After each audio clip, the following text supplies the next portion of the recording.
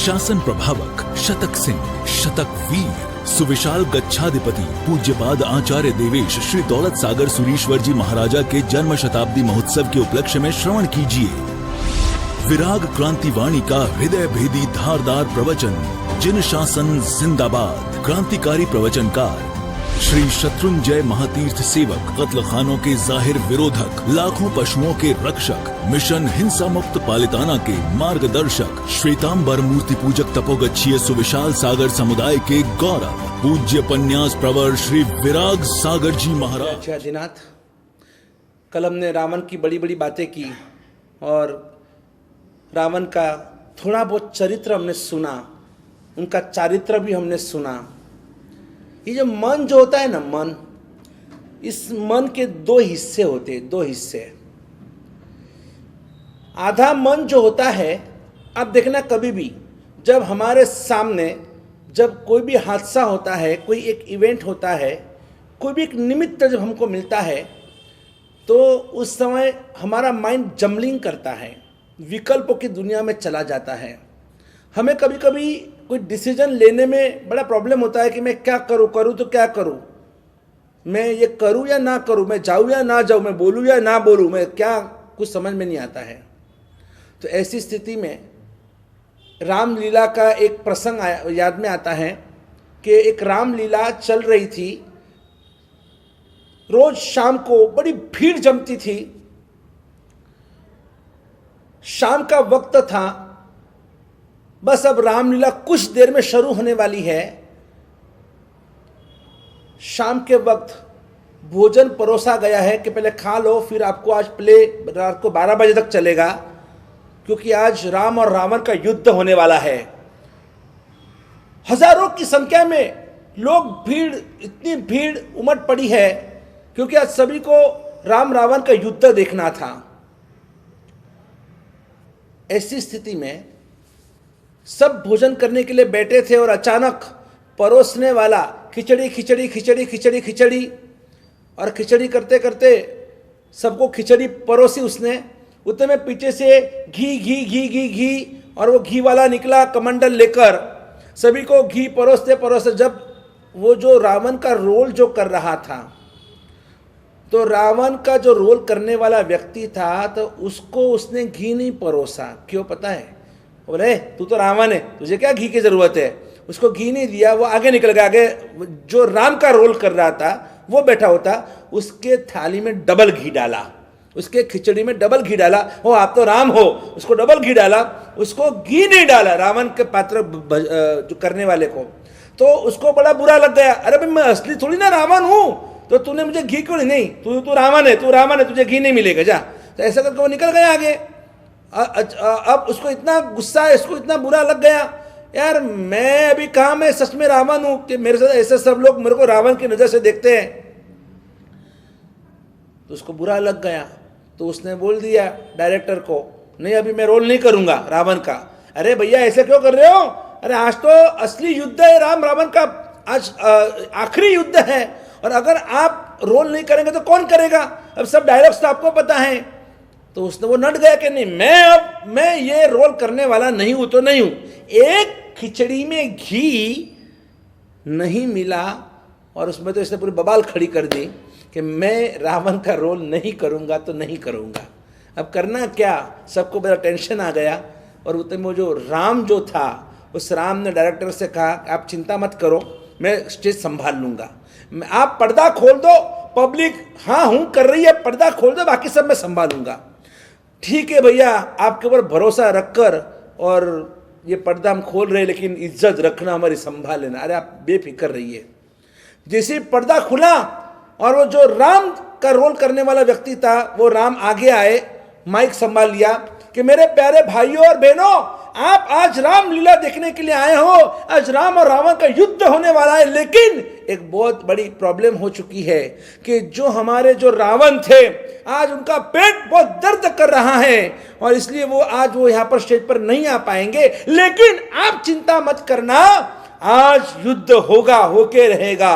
आपको सिर्फ थोड़ा इतना ध्यान रखना है, जब मैं राइट साइड में खड़ा हूं तब आप मुझे राम समझना और जब मैं लेफ्ट में खड़ा हूं तो आप मुझे रावण समझना, मैं ही डबल रोल करने वाला हूं। यहां खड़ा रहूंगा तो राम, यहां खड़ा रहूंगा तो रावण। और वो रोल उसने दोनों प्ले किए, लोगों ने तालियां बजाई, जोरदार शो हो गया, सब घर चले गए। लेकिन इस दृष्टांत के बाद, सुनने के बाद मुझे भी विचार आया कि इस बंदे ने क्या कमाल करके हमको एक सबक सिखाया है। उसने कहा कि मैं यहां हूं तो राम, मैं वहां हूं तो रावण। हम भी तो ऐसा ही कर रहे हैं। हम मंदिर में आते हैं तो राम, घर में जाते हैं तो रावण, हम उपाश्रय में आते हैं, हम स्थानक में आते हैं तो हम राम, हम दुकान में, हम फैक्ट्री में जाते हैं तो हमारा पूरा चेहरा रावण जैसा हो जाता है। हम कैसे सलूक दूसरों के साथ करते हैं। और इसीलिए एक चिंतक ने लिखा है, मनवा हे मनवा तू रावण तू राम, मनवा तू रावण तू राम। हे मौन, तू ही राम और तू ही रावण है, तू ही रावण और तू ही राम है। मनवा तू रावण तू राम, मनवा तू रावण तू राम। અને જીવન ના આ કુરુક્ષેત્રમાં પલ પલ નો સંગ્રામ, मनवा तू रावण तू राम।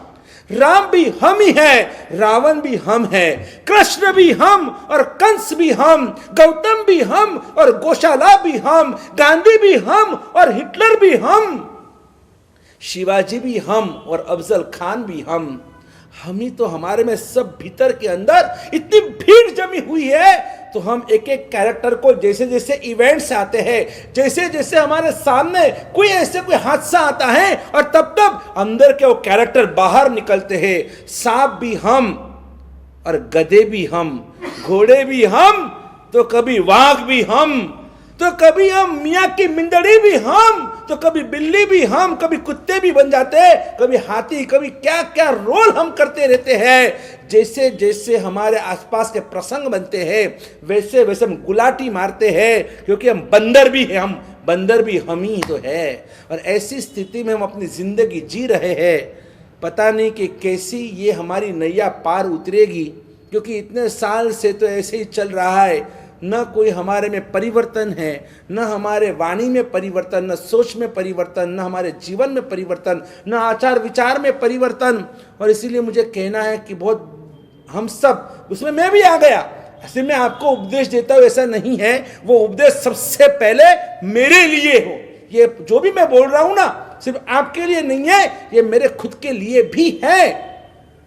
क्योंकि मेरे में भी बहुत सारे दोष है, बहुत सारे दुर्गुण है, बहुत सारे अवगुण है, मेरे में बहुत सारी खराबी है। और मैं किसी की खराबी देखना नहीं चाहता हूं, लेकिन इतना निश्चित है, कम से कम हमें एक्सेप्ट करना जरूरी है कि नहीं, मेरे में खराबी है। हम अगर उसको ढांक रहे, उसको हम अगर उसको दबा रहे, ये हमारी जिंदगी की सबसे बड़ी गलती मानी जाएगी।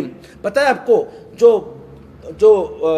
बांसुरी जो होती है, फ्लूट जो होती है, फ्लूट और ढोल, इन दोनों में फर्क क्या है?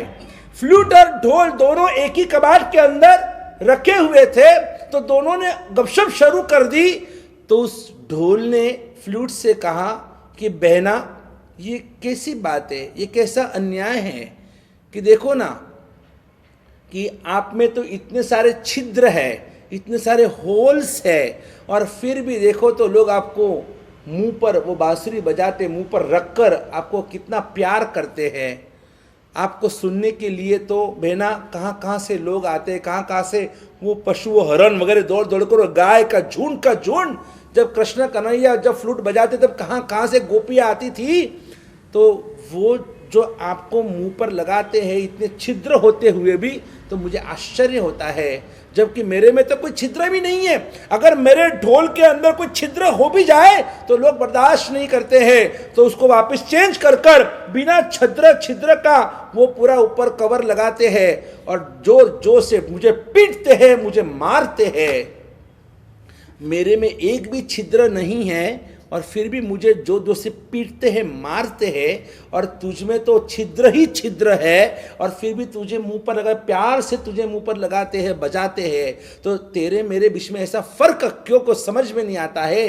तो उस बांसुरी ने कहा, उस फ्लूट ने कहा कि ढोल भैया इसमें आपकी कोई गलती, आपको देखो मैं आपको बताना चाहता हूं, बुरा मत लगाना कि आपकी गलती नहीं है, ऐसा नहीं है, लेकिन आप कुछ छुपा रहे हो। बोले मैं क्या छुपा रहा हूं, देखो मेरे में जितने भी छिद्र हैं मैंने तो प्रकट कर दिए, भाई मैं जैसा हूं, मैं जैसी हूं ऐसी ही हूं, देखो मेरे में इतने छिद्र हैं तो है, नहीं होने चाहिए लेकिन मेरे में छिद्र है, अगर नहीं होगे तो बांसुरी बज ही नहीं सकती है, लेकिन फिर भी देखो मैं तो जो है मैं प्रकट कर देती हूं। जबकि आप क्या करते हो पता है? ढोल ने कहा, बोलो बहना मैं क्या करता हूं, आप मुझे बताओ मेरी क्या गलती है इसमें। उस बांसुरी ने कहा कि देखो आपके अंदर क्या है, बाहर से ढोल गोल है लेकिन अंदर से तो पूरा पोलम पोल है। अंदर से ढोल हमेशा पोल होता है, पोलम पोल होता है, बराबर है। तो उसने कहा कि बाहर से आप गोल हो, ढोल हो, अंदर से पोलम पोल है, और उस पोलम पोल को आप छुपाने का काम करते हैं ना, और इसलिए लोग आपको ढम धमाडम आपको पीटते हैं।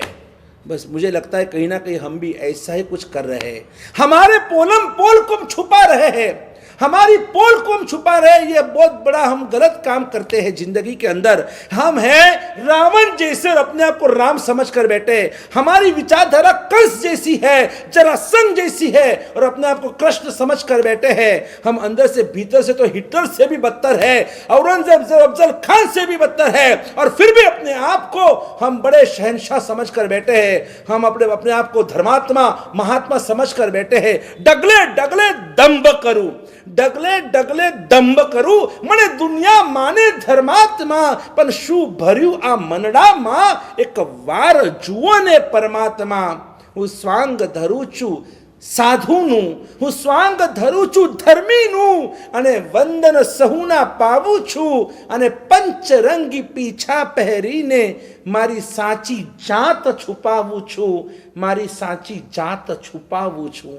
मैं कहीं ना कहीं गलत हूं, मैं अपने दोषों को, दुर्गुणों को ढांकने की कोशिश कर रहा हूं, और इसी वजह से ये दंभ का सेवन कर करके, बस ये माया और प्रपंच का सेवन कर करके, और मैं अपने आप को धोखा दे रहा हूं, मैं अपनी आत्मा को धोखा दे रहा हूं।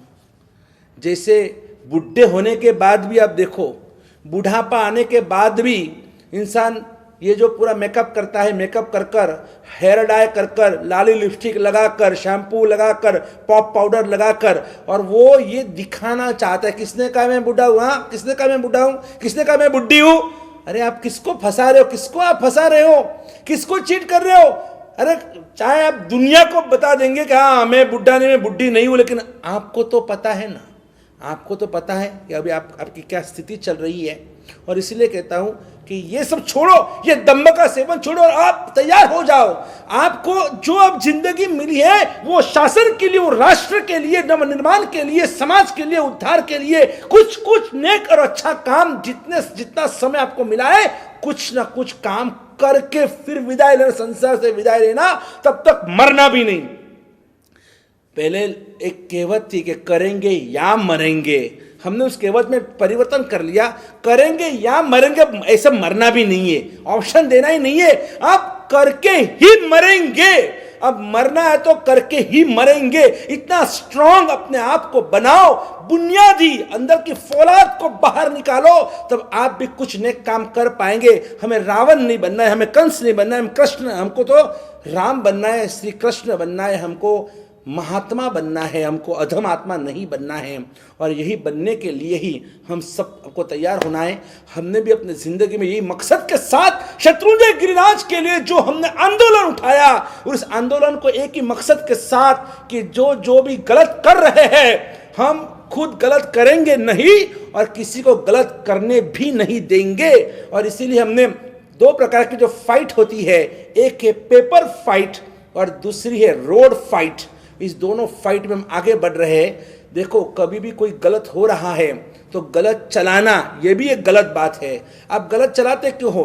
जो भ्रष्टाचार कर, जो हिंसा कर रहा है, जो व्यभिचार कर रहा है, जो व्यसनों का सेवन कर रहा है, जो आपको पीट रहा है, आपको परेशान कर रहा है, जो आपको गुलाम बनाना चाहता है, उन सभी के सामने आपको प्यार से आप पेश आओ, उनको बोलो, उनको समझाओ। नहीं समझते हैं तो आपको आवाज उठानी चाहिए, आपको आपकी ताकत को बाहर निकालना चाहिए, आपको सामने वाले को ललकारना चाहिए। और वही हमने भी किया, महारैलियों के माध्यम से, महासभाओं के माध्यम से, यहाँ वह पालीताना में, अहमदाबाद में, पूना में, सूरत में, जहां जहां भी हमारे कार्यकर्ता और हम स्वयं जहां जहां भी गए, वहां लोगों में जागृति लाने का काम किया, सभी को जगाने का काम किया, हमने अहिंसा का शंखनाद फूंकने का काम किया।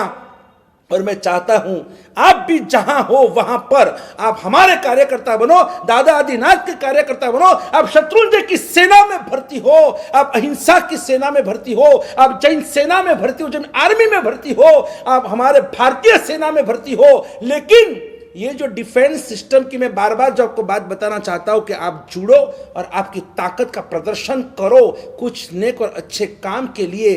वेस्ट पूरी आपकी शक्ति बर्बाद हो रही है, सेक्स और स्टमक की भूख को मिटाने में आपकी पूरी ये युवानी बर्बाद हो रही है।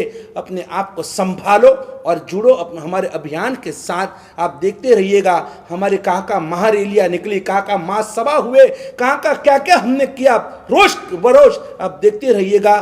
बस ये आखिरी हमारे प्रवचन चल रहे हैं, अभी बहुत कम दिन बचे हैं इस प्रवचनों के लिए। आप सुनते रहिए, जुड़ते रहिए और अपनी ताकत को हमको, इस शासन को, इस राष्ट्र को देते रहिए। इसी मंगल कामना के साथ जय गिरिराज, जय आदिनाथ, बोलो हमारा महाराज श्री महाविष्णु भगवान की जय हो।